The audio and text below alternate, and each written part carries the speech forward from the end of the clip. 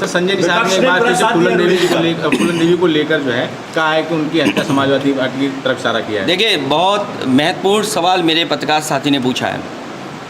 मुझे खुशी है इस बात की कि समाजवादी पार्टी वो दल है जिस दल ने फूलन देवी पर जब अन्याय हुआ और अन्याय यहाँ तक हुआ कि आत्मसमर्पण के बाद उन्हें छोड़ना चाहिए था सरकार को, लेकिन सरकार ने उन्हें नहीं छोड़ा।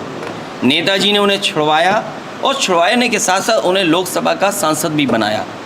लोकसभा में पहुंच करके उन्होंने न केवल महिलाएं बेटियों के साथ जो अन्याय होता है उसकी दास्तान सुनाई, बल्कि एक भी अगर उदाहरण हमें दे दो कि एक महिला के साथ ऐसा व्यवहार हुआ हो और इस ऊंचाई तक वो पहुंची और सम्मान पाया हो। ये जो बकवास कर रहे हैं ये लोग, इन जिनके जो पैसे से बिक जाते हैं लोग, ये वो हैं जो सरकार के साथ रहना चाहते हैं, सरकार को खुश करना चाहते हैं। क्योंकि सरकार में अगर ये नहीं रहेंगे तो इन्हें पूछेगा कौन? जो हत्यारे हैं वो सरकार के लोग हैं। जिसने हत्या की वो किस विचारधारा से जुड़ा व्यक्ति है? कोर्ट में मामला जेल गया और फूलन देवी को हत्या कराने में जो विचारधारा के लोग हैं वो कौन हैं? फूलन देवी को किसने उसके साथ ऐसा व्यवहार किया? वो बेमई कांड क्या को लोग भूल जाएंगे कि क्या एक महिला के साथ ये व्यवहार हो सकता है? ये वो लोग हैं जिनको उनके समाज ने ही नकार दिया और समाज जानना चाहता है, उसका इमोशन का फ़ायदा उठाना चाहते हैं। ये जो पार्टियां हैं, जब कुछ नहीं बचता इन्हें तो जनता के इमोशन से लाभ लेना चाहते हैं। ये जो लोग बोल रहे हैं फूलन देवी के हत्यारा, वो हत्यारों के साथ है।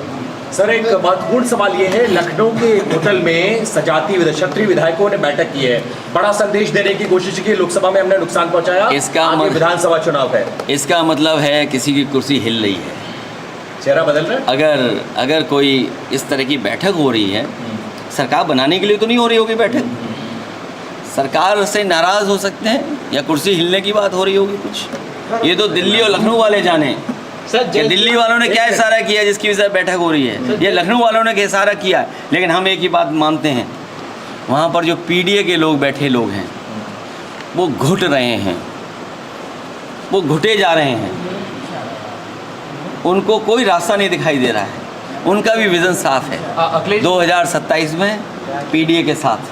मुख्यमंत्री कह रहे हैं कि शिवपाल जी जो है पीडीए जो है वो परिवार डेवलपमेंट बोला है और साथ शिवपाल जी पर कहा है कि उन्होंने वो उत्तराधिकारी थे और लेकिन वो बच्चा खा गए। इस तरीके पीडीए परिवार डेवलपमेंट अथॉरिटी कितनी अच्छी बात है, कितनी अच्छी बात है, क्योंकि मुख्यमंत्री जी भी पीडीए के ही निकले हुए हैं। उदाहरण, इनके मामा अगर ना आए होते, अगर इनके मामा मठ में ना होते, मुझे नहीं पता कि किस कारण उत्तराखंड से यहाँ आए हैं। ये हमारे प्रवासी मुख्यमंत्री हैं, नेटिव प्लेस नहीं उनकी है, तो इसलिए उनसे बेहतर कौन समझेगा? क्योंकि मठ में जिस स्थान पर बैठे हैं, मैं तो लोकसभा में बाद में आया हूँ, वो तो पहले कब्जा किए हैं। तो असली उदाहरण कोई है तो वो भी तो उदाहरण उसी के हैं। उनके मामा ना होते तो शायद वो भी ना होते। और जहाँ तक पॉलिटिकल है, अरे चाचा हमारे साथ है, क्यों टेंशन ले रहे हो आप लोग? ना योगी जी को टेंशन लेनी चाहिए। सीएम ने कहा है कि जल जीवन मिशन को लेकर बीबी की कसम खिलाई जा रही है। अब भाई बीवी की तो कसम दिलाओगे, सरकार की बीवी है ही नहीं कोई। भाई दूसरों की बीवी की कसम दिला सकते हो? सर, सीएम कह रहे हैं कि समाजवादी पार्टी को गौ माता का श्राप लगेगा, उन्होंने गौ माता के साथ धोखा किया। सच बता रहे हैं, ये कितना अच्छा बोल रहे हैं। अगर गौ माता श्राप देती हैं, अगर गौ माता श्राप देती है, सांड भी तो श्राप देगा भाई। केवल गौ माता थोड़ी श्राप देंगे, गौ माता के साथ साथ सांड भी श्राप देगा। और मुख्यमंत्री जी को ये भरोसा दिलाना चाहिए कि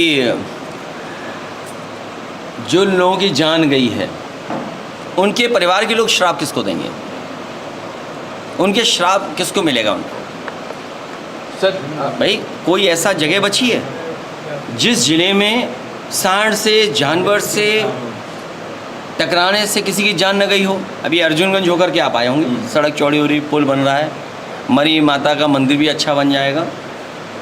वहाँ पर कितनी जान गई थी? जान गई थी ना। मुख्यमंत्री जी के अपने एक अधिकारी की जान गई, सोचो, जानवर की वजह से। और मुख्यमंत्री जी को या जो पाप हम पे पड़ने जा रहा है, हम पे तो नहीं पड़ेगा पाप पड़ेगा उन पर जिनकी वजह से, जिस सरकार की वजह से लोगों की जान गई है जानवरों के टकराने से, उन पर पक्का पाप पड़ेगा। अक्सर सुप्रीम कोर्ट में एक मामला चल रहा है, देश का एक बड़ा तबका है जो स्ट्रे डॉग्स के फेवर में है, उनके अगेंस्ट में है। आज सुप्रीम कोर्ट ने फैसला रिजर्व रखा है। कई सारे पॉलिटिकल लीडर्स अपनी ओपिनियन इसमें करी है, कह रहे हैं कि दिल्ली सरकार को कोई अच्छा फैसला लेना चाहिए था, ये गलत किया है दिल्ली गवर्नमेंट ने, जो सुप्रीम कोर्ट के तथ्य उन्होंने पेश किए। वैसे सबसे ज़्यादा कुत्ते और कुत्ते रखने वाले तो बीजेपी वाले लोग हैं। हालांकि ऐसी बात नहीं कहनी चाहिए मुझे, लेकिन मैं देखता हूँ कई बार बीजेपी के लोगों पर बहुत है। मैं चाहूँगा कि बीजेपी के लोग जिस तरह गाय की सेवा कर रहे हैं, सांड की सेवा कभी कभी करते हैं, तो जो भी जानवर है, और अगर डॉग लवर्स हैं, अगर उनके कुछ इश्यूज़ हैं, उनको ज़रूर एड्रेस करना चाहिए। जो विकसित सोसाइटी है, जो डेवलप्ड सोसाइटी है, अगर आप विकसित भारत का, विकसित उत्तर प्रदेश का सपना देख रहे हो, तो पेट्स के लिए आपके पास योजना क्यों नहीं है? और जो डॉग्स लवर्स हैं, उनके प्रति आपके पास क्यों इमोशन नहीं है? तो अगर आप विकसित भारत का और विकसित समाज का और विकसित प्रदेश का सपना देख रहे हैं, तो डॉग लवर्स के लिए भी आपके पास इमोशन होना चाहिए और कुछ पॉलिसी बनानी चाहिए जिससे उनको भी राहत मिले। कुछ दिन पहले मुख्यमंत्री योगी आदित्यनाथ से मिले तो उनकी आवाज़ हैं, तो अच्छी बात है। मुख्यमंत्री से कौन नहीं मिलेगा? अगर मुख्यमंत्री किसी को बुलाएं, अरे आपको बुलाएं या हमें बुलाएं, किसी को बुलाएं, हम तो नहीं जाएं, मान लो इस बात को, लेकिन अगर मुख्यमंत्री बुलाते हैं तो जाना चाहिए शिष्टाचार, कोई भी हो। राष्ट्रपति बुलाएंगे तो जाएंगे। अरे सवाल ये नहीं है कि कौन किसको बुला रहा है, अरे आपके हमारे उपराष्ट्रपति खो गए हैं। सवाल ये है, हम किससे पूछें जाके कहाँ है हमारे उपराष्ट्रपति? सर, पीडीए का वाइस प्रेसिडेंट कैंडिडेट कौन होगा, उसको लेकर कोई चर्चा का आप दिल्ली पार्लियामेंट के दौरान? देखिए, ये हम सब दल के लोग जब बैठेंगे तब तय करेंगे, लेकिन फ़िलहाल बीजेपी का विज़न यही है कि हर अच्छी चीज़ खराब कर दो।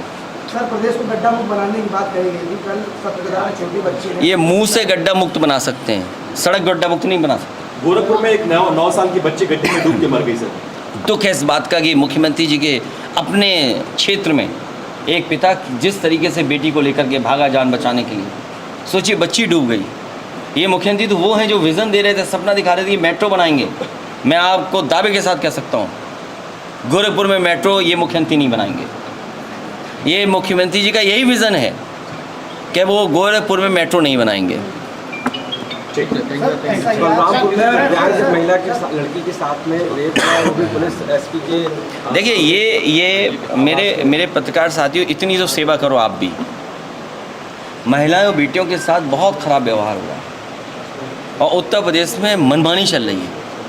एक जिला नहीं, एक जगह नहीं, पूरे उत्तर प्रदेश में आप देख लीजिए। दिव्यांग तो आज हमने सीसीटीवी पे देखा, आए दिन घटना हो रही है, आए दिन। सर, पुलिस की नोएडा में एक आईएएस अधिकारी है, नोएडा में एक आईएएस अधिकारी है जिस पर आरोप लगा है कि महिलाओं का शोषण करता है, पैसा लेता है, होटलों में ले जाता है, कोई कार्रवाई नहीं हो रही है। सीएम से शिकायत हो रही है, शिकायत बहुत हालत खराब है, लगातार अखबार और टीवी इसको रिपोर्ट कर रहे हैं। अब मुख्यमंत्री जी पे जो हम पे पाप पड़ने की बात कर रहे थे, अगर किसी महिला को न्याय नहीं दिला पा रहे तो पाप उन पे पड़ेगा। Sir, deputy CM Keshav Prasad Maurya की जो भतीजी है, उन्होंने अपने परिवार पर आरोप लगाया देश प्रताड़ना का और कहा मारपीट करते हैं उनके साथ। मत बोलो अब ये बात, क्योंकि वो जहाँ से उन्होंने राजनीति शुरू की आप जानते होंगे। कौशाम्बी के लोग बताते हैं कि इनका कारोबार बहुत पुराना था, किसी तरह का। जिस कारोबार से जुड़े थे वो हमें याद नहीं आ रहा क्या कारोबार था, लेकिन ऐसा एक ऐसा कारोबार था, उससे जुड़े हुए थे। और एक बहुत पुराने नेता रहे विश्व हिंदू परिषद की, उनकी बहुत सेवा करते थे वो, तो उन्हें सेवा की मेवा मिली है, बहुत सेवा करते थे। अब वो कौशाम्बी के लोग बताते हैं कि सेवा करते थे और कोई कारोबार करते थे, और सच्चाई तो ये है कि प्रयागराज और आसपास ज़मीनें और कुछ लोगों की जो जान गई है, जब कभी भी उनकी निष्पक्ष जांच होगी तो बहुत से लोग बच नहीं पाएंगे।